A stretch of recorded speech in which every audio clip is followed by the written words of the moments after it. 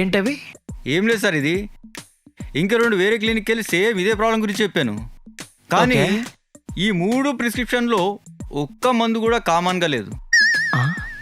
అంటే మీ ముగ్గురులో ఒకటే కరెక్టు, మిగతా 2 కరప్టు.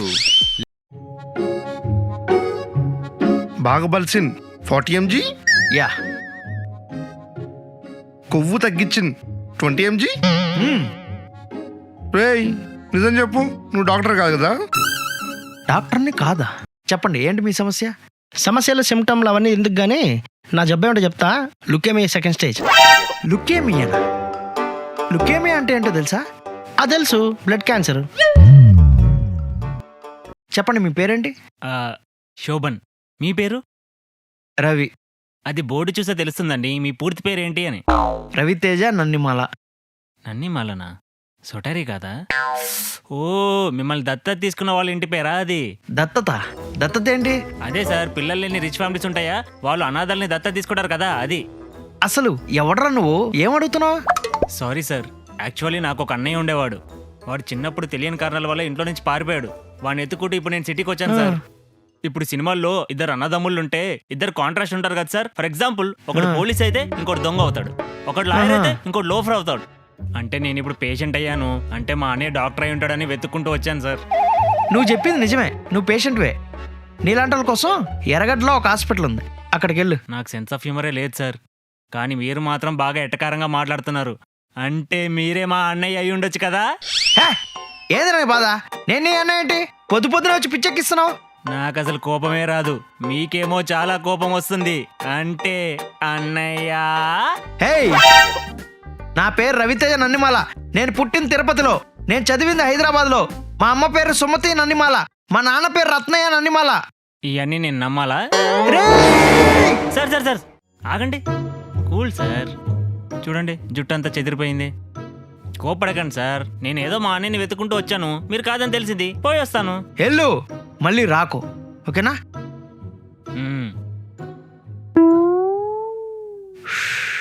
అమ్మో, చిన్నప్పుడు వీడి పిచ్చితనం తట్టుకోలేకే ఇంట్లో నుంచి పారిపోయి వచ్చేసాను. ఎత్తుక్కుంటూ వచ్చేసాడు, జస్ట్ మిస్. సార్, నాకు ఈ బాడీకి రైట్ అంతా బాగా పెయిన్ వస్తుంది సార్. ఓ, ఎప్పటి నుంచి? ఒక 5 రోజులు అవుతుంది సార్. ఏమైనా అలవాట్లు ఉన్నాయా? ఏం లేవు సార్, అలవాట్స్ అయితే ఏం లేవు నాకు.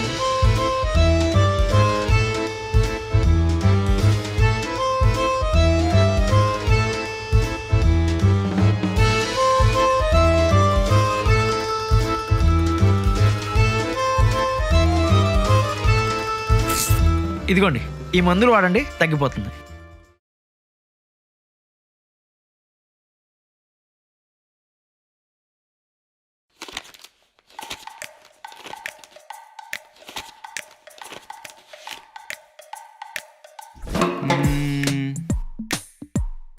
ఏంటవి? ఏం లేదు సార్, ఇది ఇంకా 2 వేరే క్లినిక్కి వెళ్ళి సేమ్ ఇదే ప్రాబ్లం గురించి చెప్పాను. కానీ ఈ 3 ప్రిస్క్రిప్షన్లో ఒక్క మందు కూడా కామన్గా లేదు.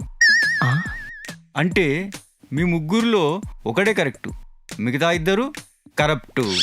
లేదంటే ముగ్గురికి ముగ్గురు స్లిప్స్ పెట్టి పాస్ అయి ఉంటారు. నాకు ఈ 3 ప్రిస్క్రిప్షన్స్లో ఏది కరెక్ట్ ప్రిస్క్రిప్షనో, ఎవడు కరెక్ట్ డాక్టరో నాకు ఇప్పుడు తెలియాలి, అంతే. సార్, 2 + 2 ఎంత? 4. 1 + 3? 4. 4 + 0? 4. ఇలా క్వశ్చన్స్ వేరే ఉన్నా ఆన్సర్ ఒకటే ఉంటుంది. అలాగే మీ సమస్య ఒకటైనా పరిష్కారాలు చాలా ఉంటాయి. అంటే ఈ 3లో ఏది వాడినా నాకు తగ్గుతుంది అంటావు? మిగతా 2 సంగతి నాకు తెలియదు, కానీ నేను రాసింది మాత్రం పక్కా తగ్గుతుంది. సరే సార్, నాకు చిన్న డౌటు. ఇలా డాక్టర్లందరినీ కంపేర్ చేసుకుంటూ పోతున్నారు, మీరేం చేస్తుంటారు సార్? నేనేం చేయను, పిచ్చ బేవర్స్, కానీ లక్షాధికారిని. అలా ఎలా సార్? అదే సార్, ఏముంది, ఒకసారి ఫ్రాడ్ మెకానిక్ దొరికిండు, వాని మీద కేసు వేసిన, కేసు గెలిచిన, లక్షలు వచ్చినాయి. అదేవిధంగా ప్రతిసారి ఎవడు ఫ్రాడ్ దొరుకుతాడా అని చూస్తుంటా. ఆ ఫ్రాడోని కేసు వేసిన అనుకో, లక్షలు సంపాదించవచ్చు. గదేనా పని. ఒకసారి ఆ ప్రిస్క్రిప్షన్ అండి, ఒక టాబ్లెట్ రాయడం మర్చిపోయాను.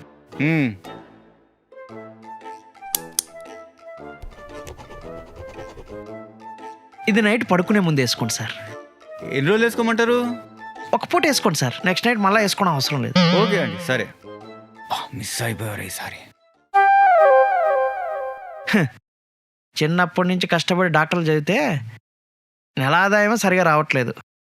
వీళ్ళేమో సింపుల్గా కేసేసి డబ్బులు లాగేస్తున్నారు. ఈజీ మనీ చాలా అలవాటు అయిపోయినారు. మీకు కొలెస్ట్రాల్ ఎక్కువ ఉంది కాబట్టి బయట ఆయిల్ ఫుడ్స్ తగ్గించండి. నేను రాసే మందులు వాడితే సరిపోతుంది.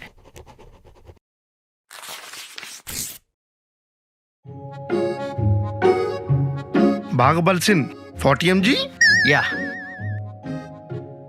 కొవ్వు తగ్గించిన 20 mg. మ్మ్. రేయ్ నిజం చెప్పు, నువ్వు డాక్టర్ కాదు కదా? డాక్టర్ని కాదా? వైట్ కోట్ వేసుకున్నా, స్టెత్ పెట్టుకున్నా నేను డాక్టర్ కాకపోతే పోలీసా? నువ్వు డాక్టర్వి కావు. ఏయ్, అది మీరెలా చెప్తారు? ఎందుకంటే డాక్టర్ రైటింగ్ కింద నీట్గా ఉండదు. ఆర్జీబీ ట్వీటర్ గజిబిజిగా ఉంటుంది. కానీ నీ రైటింగు త్రివిక్రమ్ స్క్రిప్ట్లో నీట్గా ఉంది. అది కూడా ఒక రీజన్ అండి. ఒక హ్యాండ్ రైటింగ్ ఒకలా ఉంటుంది, నాది బాగుంది. నేను డాక్టర్నే అండి, గోల్డ్ మెడలిస్టు. కావాలంటే సర్టిఫికేట్స్ చూడండి. హ్మ్? రేయ్ నా లైఫ్లో ఇద్దరు చచ్చినా నమ్మను. ఒకటి, ఇక్కడ ఫుడ్ బాగుందని చెప్పే ఫుడ్ బ్లాగర్ని, రైటింగ్ నీట్గా ఉండే డాక్టర్ని. నిజం చెప్పరా, ఎవరు నువ్వు? నువ్వు దాదానే కదా? మీ నాన్న కొరకు తెచ్చడానికి ఇలా డాక్టర్ గెటప్ వేసుకొని ఈ క్లినిక్ అంతా సెటప్ చేసావు కదా? చెప్పరా, నిజం చెప్పు. అది నేను కాదు సార్, శంకర్ దాదా. శంకర్ దాదా అయితే నాకేంటి, రంగున్ దాదా అయితే నాకేంటి? నువ్వైతే ఎంబీబీఎస్ కావు. సార్ యాక్చువల్గా మీకు ఒక విషయం చెప్పాలి. ఏంటి, నువ్వు డాక్టర్ కదనా? కాదు సార్, నాకు ఇంగ్లీష్ రాదు. ఆ? అవును సార్, చిన్నప్పటి నుంచి నేను తెలుగు మీడియం. ఇంగ్లీష్ ఇప్పుడిప్పుడే నేర్చుకుంటున్నాను. ప్రిస్క్రిప్షన్ రాసేటప్పుడు కొంచెం నీట్గా రాస్తా కాబట్టి అక్షరాలు బాగా అనిపిస్తున్నట్టు అంతే. ఓ, ఇక్కడ ఇవ్వండి, అదే మందులు తెలుగులో రాసిస్తా.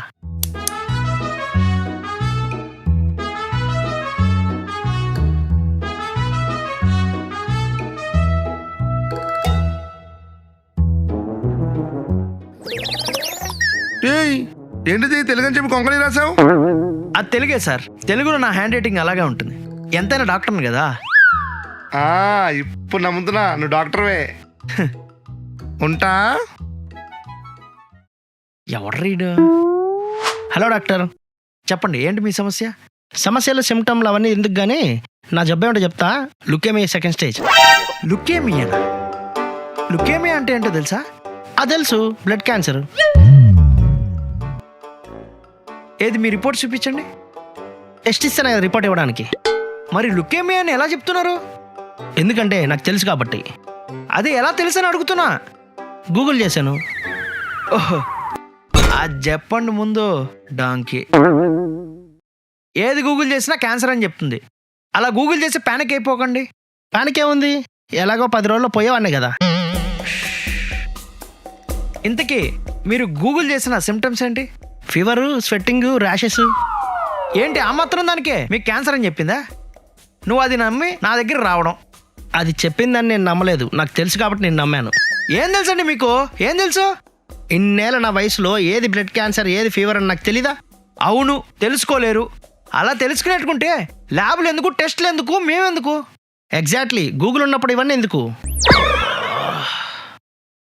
చూడండి, మీరు నా టైం వేస్ట్ చేస్తున్నారు.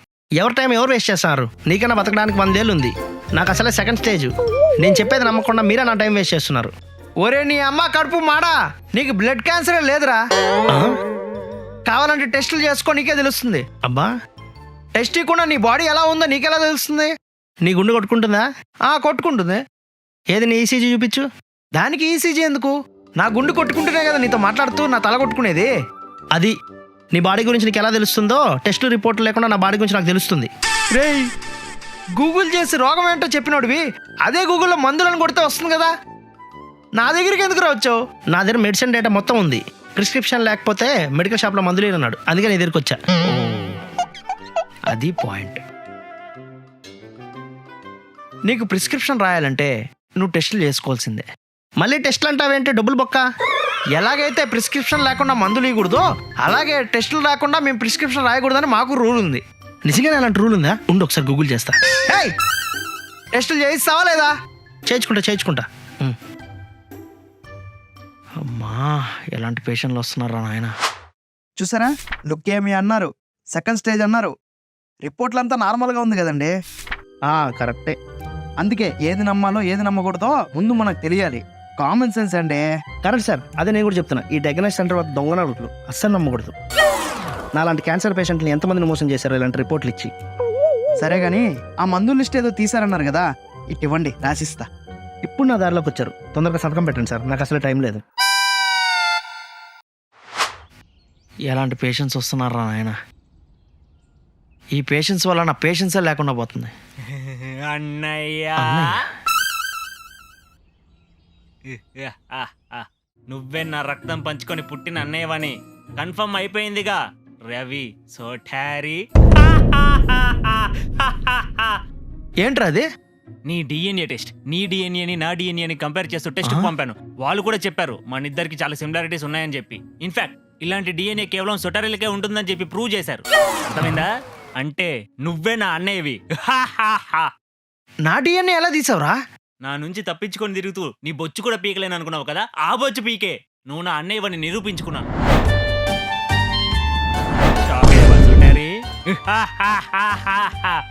రేయ్ శోభను, ఆ రోజు రాత్రి నేను రెండోసారి పారిపోయా. అర్ధరాత్రి ట్రైన్ పట్టుకుని అస్సాం చెక్కేశా.